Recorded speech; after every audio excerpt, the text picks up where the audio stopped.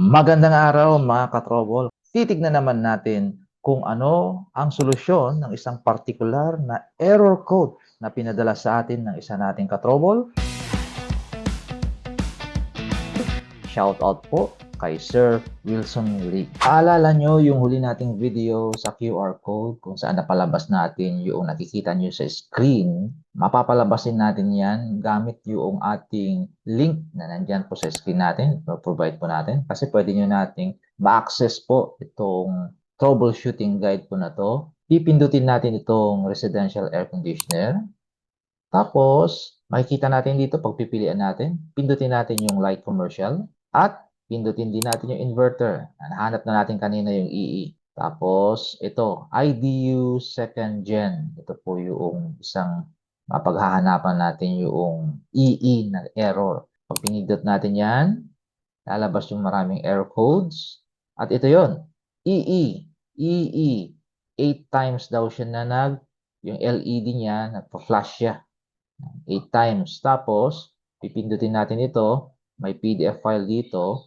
Pag pinindot natin dyan, makikita natin na ang ibig sabihin nun ay water level alarm malfunction. Ano yung mga parts na recommended na i-prepare?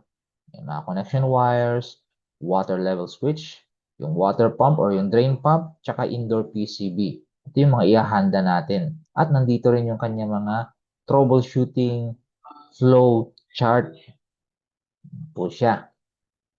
Tapos, kung babalikan natin yung ating alarm na EE or error code na EE, makikita din natin dito na meron siyang video. Kapag pinindot natin to, mahanap natin yung YouTube video.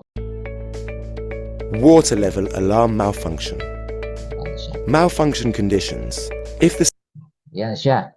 Yung kanyang YouTube video. I-direct tayo mismo sa YouTube video kapag meron kang nakitang ganun na icon sa error code troubleshooting guide.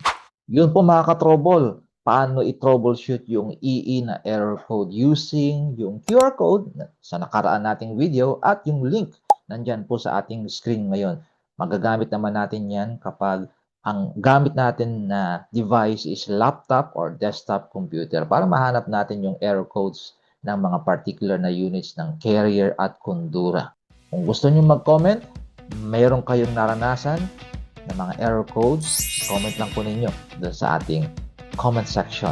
Huwag po ninyong kalilimutan, Aircon Troubleshooters, subscribe, comment, like, and share.